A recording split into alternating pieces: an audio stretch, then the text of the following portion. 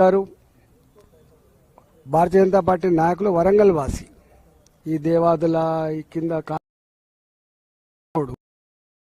మిగతాలంతా మీకు తెలుసు. సురేందర్ రెడ్డి, మా గిరివర్ధన్, మిగతాలంతా కూడా మీకు తెలుసు. ఇక్కడ నేను మొట్టమొదటిగా ఈ అంశాన్ని ఎత్తినాడు నా మీద రకరకాల మాటలు మాట్లాడిండ్రు. నన్ను నిందించే ప్రయత్నం చేసిండ్రు, నా పార్టీని కూడా నిందించే ప్రయత్నం చేసిండ్రు. సరే, అది వాళ్ళ విజ్ఞతకు వదిలిపెడతా.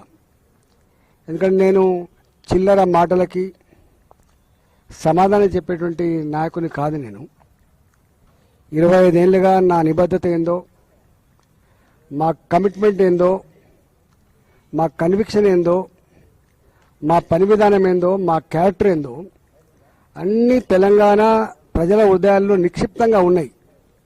మేము వాటికి సమాధానం చెప్పాం. ఇక్కడ ఇష్యూ నేను మాట్లాడే అంశం భారతీయ జనతా పార్టీ అంశమా, ఇది ఈటల రాజేందర్ గారి అంశమా అని కూడా మాట్లాడుతూ ఉంటారు. Bharatiya Janata party fundamental principal, మా ఫండమెంటల్ ప్రిన్సిపల్ దేశం first, nation first, party next, personal last. నేను పక్కా బాజాప్తా తెలంగాణ మట్టి బిడ్డను. నేను తెలంగాణ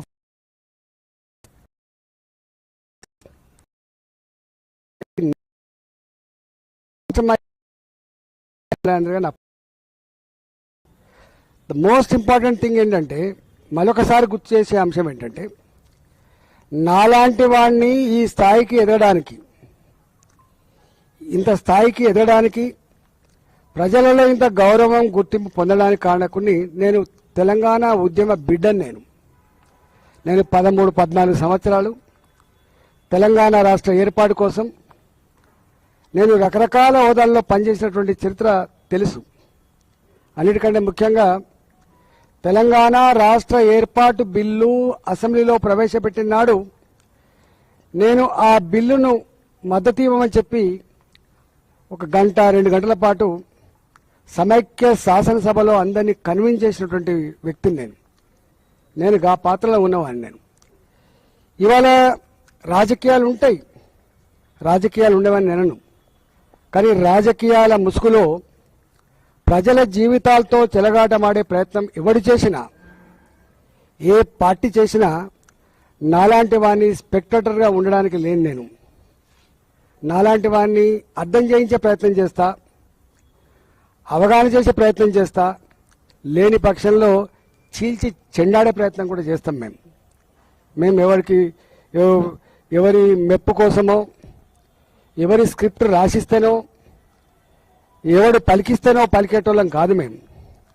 మేము స్వయం ప్రకాశకులం. మాకు సొంత జ్ఞానం, సొంత అవగాహన, సొంత కమిట్మెంట్ ఉన్న వాళ్ళం.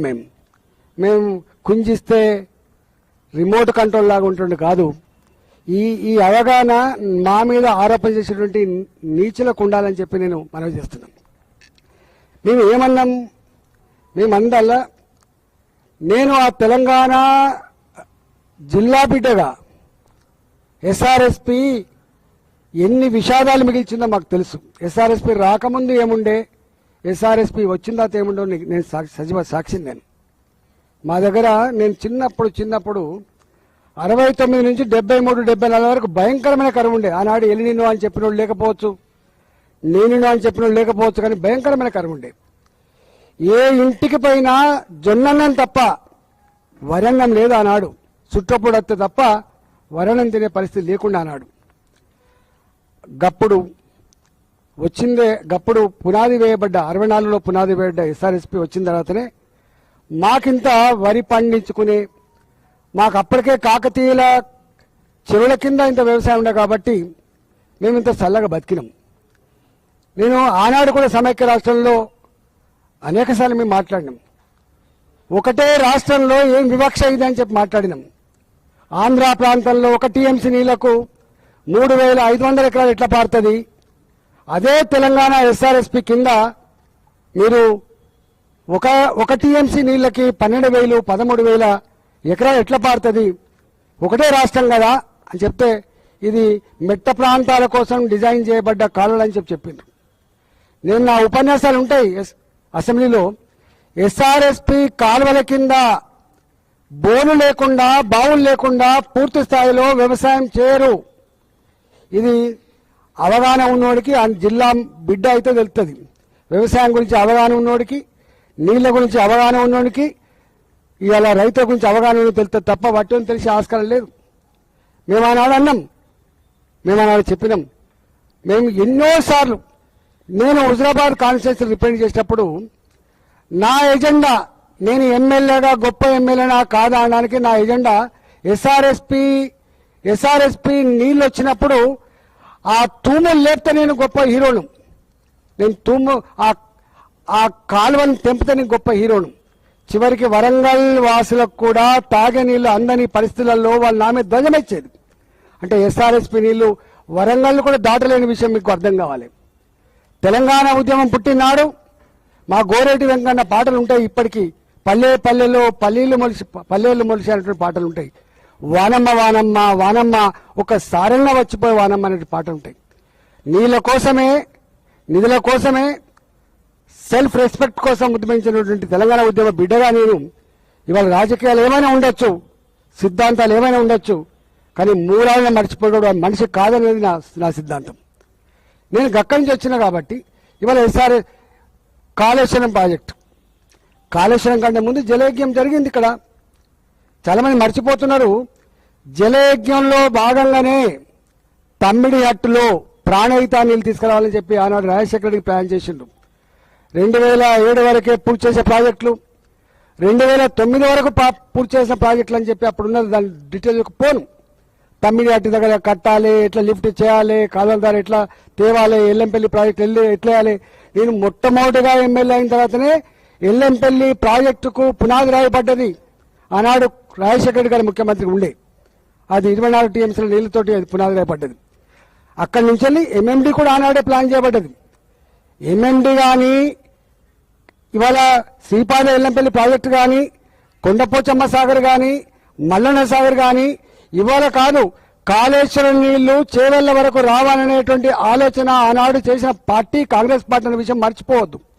కానీ తెలంగాణ వచ్చిన తర్వాత తెలంగాణ దుఃఖం తెలిసినటువంటి వాళ్ళుగా ఇవాళ గట్ల కాదు, కట్టేదేదో మంచి కట్టుకోవాలి, కడుపు నుండి నీళ్లు తెచ్చుకోవాలనేటువంటి కాన్సెప్ట్ తోటి నీళ్లు ఉన్నే ప్రాణహితలో కాబట్టి ఆ నీళ్ళని మనం గొప్పగా వాడుకోవాలంటే అప్పుడు మేడిగడ్డ లక్ష్మీ బరాజ్ కట్టుకొని అక్కడి నుంచి వెళ్ళి అన్నారంకి ఎత్తిపోసుకొని అక్కడి నుంచి వెళ్ళి సుందిలకు ఎత్తిపోసుకొని ఇవాళ దీని కెపాసిటీ 16 టీఎంసీలు, అన్నారం కెపాసిటీ 8 టీఎంసీలు, ఇవాళ సుందిల కెపాసిటీ 8 టీఎంసీలు తీసుకుపోయి ఎల్లంపల్లి వేసుకుంటే ఎల్లంపల్లి నుంచి వెళ్ళి మాకు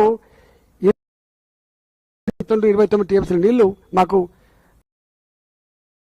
మినిమానేరు కెపాసిటీ. ఇవాళ రైల్వే జంక్షన్ కాజీపేట ఎట్లా అంటారో ఇవాళ ఉత్తర తెలంగాణకు అడ్డా, నీళ్ళ యొక్క అడ్డా మిడిమానేరు.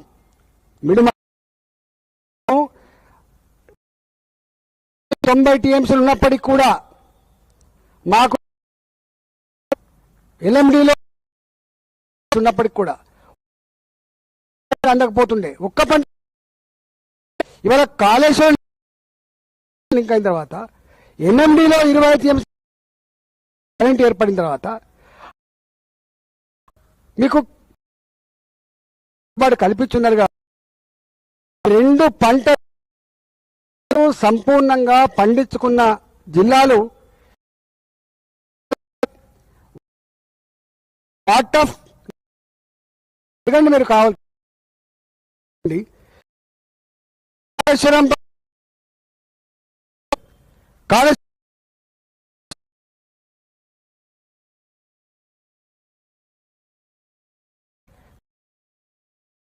మీ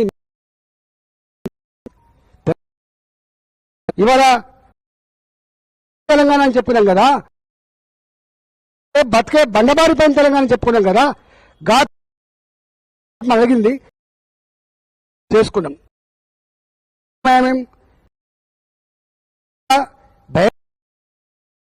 అని చెప్పట్లేదు. వ్యాప్తంగా ఉండేటువంటి చాలా తీవ్రమైన ప్రభావం ఉండేటువంటి ఆస్కారం ఉందని చెప్పింది. మా బాధ ఏంది ఇవాళ గింత లక్ష్మీ అక్కడ నీళ్ళు నింపమని ఏం చెప్పింది? ఎందుకు ఇన్ని సంవత్సరాలుగా ఇవాళ రాజకీయం చేస్తా ఉన్నారు? ఎందుకు ఇన్ని సంవత్సరాలుగా ఎందుకు తెలంగాణ ఉత్తర తెలంగాణ ఎందుకు